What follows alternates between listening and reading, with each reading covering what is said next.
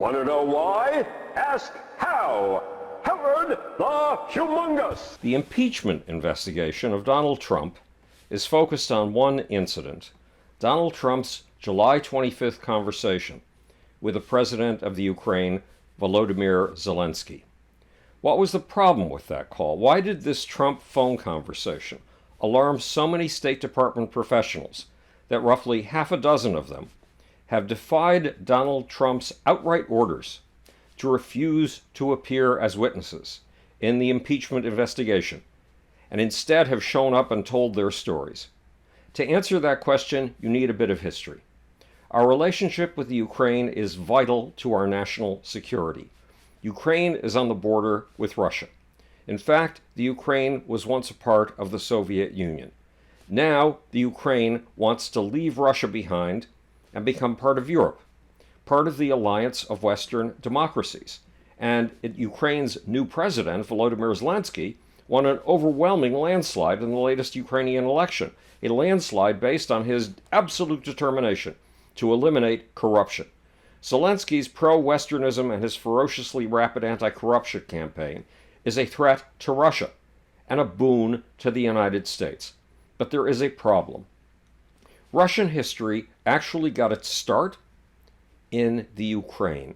Vikings in Scandinavia invented a new technology in roughly the year 780 AD, in the middle of the Dark Ages. This new tech transport innovation was a long, narrow ship with a very shallow draft, a ship that could take up to 60 warriors and their horses down shallow rivers and up creeks. Then the Vikings developed a system of warfare based on surprise attacks of villages on the banks of those rivers and creeks. Surprise attacks, followed by rape, pillage, and plunder. Using this new form of warfare, Vikings made their way down the Eastern European river system via the Danube, the Dnieper, and the Dniester rivers, and established wooden towns at strategic stopping points on the river's banks. Stopping points for what? The Vikings were specialists in more than just raiding, plundering, raping, and killing. Using their new boats, the Vikings became experts in something else: capturing gorgeous young slaves, transporting them, and selling them. Look, the Vikings liked to make money, and slaves were one of their favorite trade goods. If the Vikings set out on the rivers of Eastern Europe and headed southeast from their homeland in Scandinavia, there were towns to be raided and people to be enslaved. In fact, the slaving business was so good in Central Europe that the peoples of the Eastern European river system were referred to as Slavs, slaves, as in the Slavic countries and the Slavic languages, meaning the slavish countries and the slavish languages. But why were slaves high-end trade goods? Who was interested in buying them?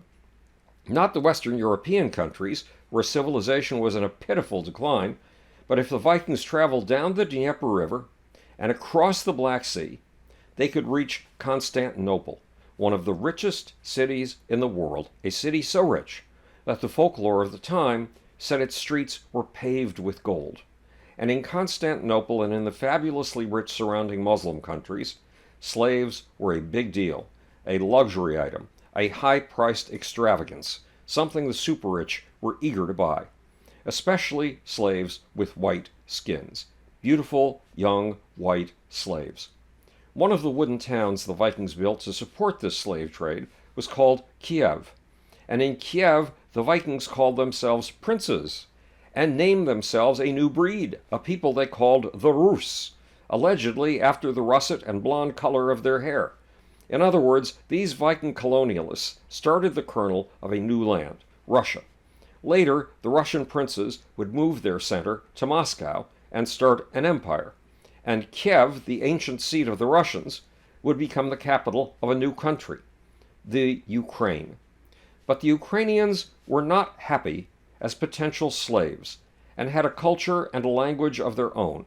Says Ukrainian serial entrepreneur Viktor Loriniuk, Moscow from the start has been imperialistic, declaring itself the Third Rome and conquering many nations and often destroying them. Explains Loriniuk, Kiev stood up to the Mongol invasion in 1223 AD, but the princes of Moscow paid tribute and avoided battle. Since then, says Loreniuk, Ukraine has been occupied for its resources by most of its neighbors at one time or another. Despite all that, it has a distinct national identity, language, and style. Loreniuk's feelings about the Russians are widely shared in the Ukraine. He says the Muscovates are referred to by many of their neighbors by the Turkic word, the slang term, kasep, which means butcher. When the 20th century Russian Empire, the Soviet Union, broke up in 1991, the Ukrainians, tired of socialist and Muscovite oppression, and turned their heads to the West, to independence, and to democracy. But the Russians were not happy about this. They wanted the Ukraine back, not just for historical reasons, but because the Ukraine was on Russia's border, the way that Canada and Mexico are on America's borders. If Canada and Mexico became Russian allies and adopted the Putin system of dictatorship, we would be extremely uncomfortable. So 5 years ago, Russia seized a key naval center that belonged to the Ukraine, the Crimean Peninsula. Yes, the Russians just seized it outright and declared it to be a part of Russia. And Russia's military put together teams of little green men, Russian soldiers, stripped of any identifiers on their uniforms, invaders who broke into the Ukraine's eastern region, the Donbass. Russia claimed this was a freedom movement of Ukrainians who still spoke Russian and identified with Russian culture, not Western culture. And in fact, the Russians did find a few zealots who preferred allying with Russia to allying with the West. And those zealots claimed to set up people's republics, pro-Russian people's republics, republics put into place and supported by Russia, complete with sham elections. The Russian invasion continues today. The Ukrainians have dug a 250-mile-long trench to protect themselves, and they've manned it with soldiers. A total of 12,800 people have died in this slow-motion Russian war, and 427,240 have been driven out of their homes. Close to 500,000 Ukrainian citizens have been turned into refugees. Every week, another 1 or 2 people are killed in this Russian territory creep.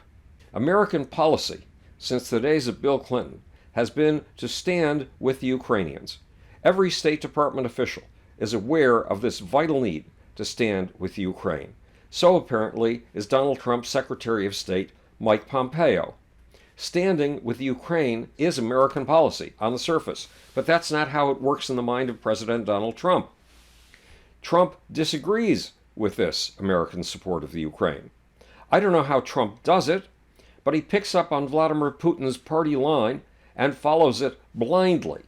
In Vladimir Putin's mind, the Ukraine is a nasty piece of work. And apparently that's how it is in the mind of Donald Trump. Says Trump about the Ukrainians, quote, "They are horrible, corrupt people," close quote. Why? Says the Washington Post, according to officials around Trump, quote, "In Trump's mind, Ukraine's entire leadership colluded with the Democrats to undermine his 2016 presidential campaign. They tried to take me down," Trump railed, according to the Washington Post. In other words, to President Donald Trump, the Ukraine is not a friend, it is a foe. Meanwhile, according to a Senate Intelligence Committee report that came out in October, the Russians made cyber war on us in our 2016 election and are doing it again, this time with the 2020 election.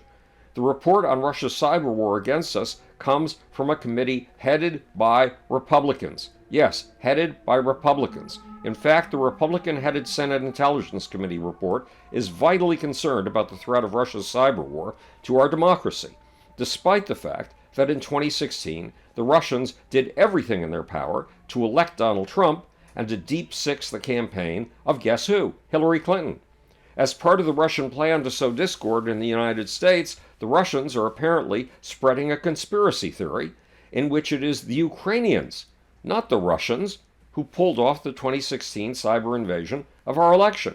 According to this theory, figures like Guccifer 2.0, who gave Hillary Clinton's emails to WikiLeaks, were Ukrainians. and the Ukrainians were secretly conniving with Hillary Clinton to make it look as if the Russians were undermining Hillary's campaign so they could blame the mischief on Vladimir Putin and on Donald Trump, or some wild idea of that sort is being planted by the Russians. In fact, the American intelligence community did meticulous computer work and determined that Guccifer 2.0 was a false front for a Russian military operation. Meanwhile, to repeat, Donald Trump has bought into two Russian perceptions. Russian perception number one: the Ukrainians are distasteful people and deserve any awful thing that happens to them, including presumably a Russian invasion. Russian perception number two: that the Ukrainians were involved in corrupt dealings with Hillary Clinton, and that together the Ukrainians and the Clintons sabotaged the 2016 election. In Russian conspiracy theory, the Ukrainians and the Clintons were out to get poor little Donald Trump. State Department veterans, including some Republican State Department figures, are alarmed by the result of this presidential gullibility. More specifically, they are alarmed by the actions that proceed from the president's Russian perceptions. Congress voted $400 million in military aid to the Ukraine. The need was urgent. Remember, the Ukraine is in a shooting war with Russia, and Russia is vastly bigger and better armed. The trick is that this is a shooting war that only one man wanted to start: Vladimir Putin.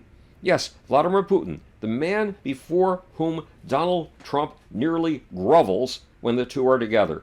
Vladimir Putin, the international crime boss Donald Trump seems to idolize, has his very own godfather.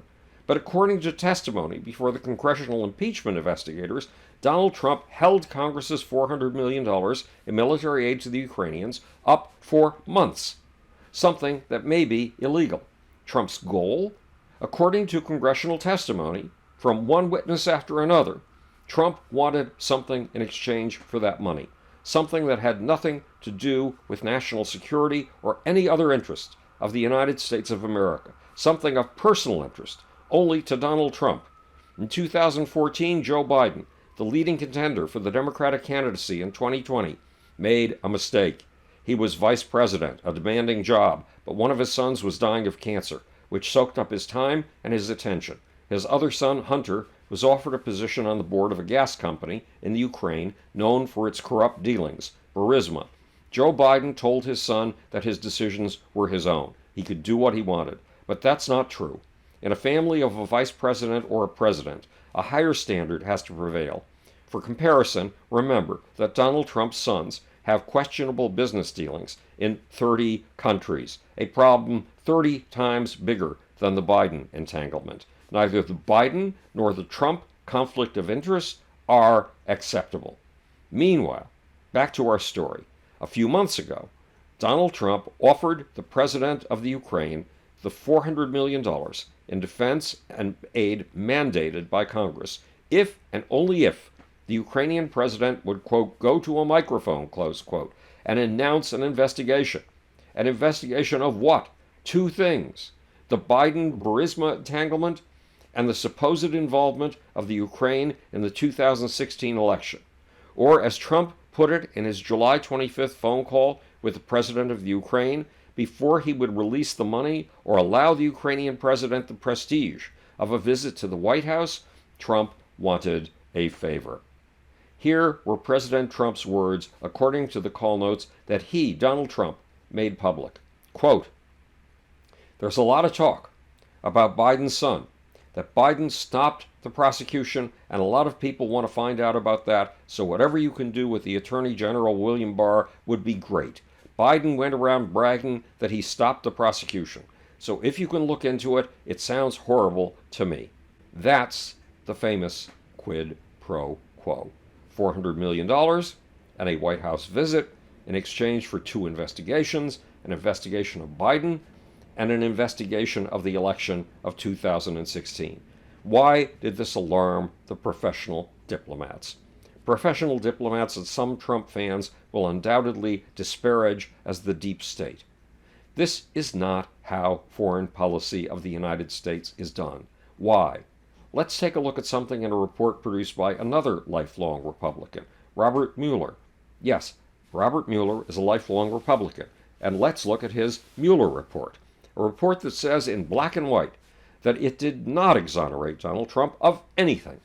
The Mueller report makes a painstaking legal exegesis of corrupt behavior. Corrupt behavior, according to this exegesis, is action, quote, with an intent to obtain an improper advantage for himself or someone else inconsistent with official duty and the rights of others, close quote. And corrupt behavior in a president is illegal. Was Donald Trump advancing the interests of the United States by demanding that the Ukraine investigate the Bidens in a wild-ass conspiracy theory of a 2016 Hillary Clinton and Ukrainian plot? Was Trump looking out for America's security when he held up aid to a vital ally being invaded by Russia? Was he doing what the Constitution demands of a president? Was he upholding the laws of the United States and preserving, protecting, and defending the Constitution of the United States? His primary responsibility, according to the Constitution? If you believe that Joe Biden is a cesspool of corruption and that Hillary Clinton's supposed missing email server is hidden in the Ukraine, you may well believe that the president was advancing the interests of the nation. But if you don't believe these things, you may decide that the president's efforts were self-serving, corrupt, and broke the law that forbids soliciting contributions of any value, of any kind, from a foreign power for an American election. You may decide that the president's actions were not only corrupt, but that they failed the obligation of a president under the Constitution to faithfully uphold the laws of the United States. And one more thing. Former National Security Council official Fiona Hill, a former intelligence agent and a Russia expert, pointed out in her October 14th congressional testimony that Donald Trump's conspiracy theories and his anti-Ukrainian tilt come directly from Russia. Donald Trump is a puppet of Vladimir Putin. By defending him, the Republican Party is rapidly becoming the party of the Kremlin, the party swallowing Russian disinformation whole and promoting it as truth. The party that was the most alarmed about Russia for close to 70 years is now becoming a sock puppet of Russia. Look at Mitch McConnell. He has taken $2 million in questionable money that was apparently funneled to him by the Russians, and he is being bribed with a $200 million aluminum plant in his state. The Republican Party is rapidly becoming the party of Vladimir Putin. This is Howard the Humongous, speaking to you from the future. It's your job and my job to make. Or, want to know why? Ask how. And now for the sneaky, slimy, seditious, sedulous, little, sinister off button.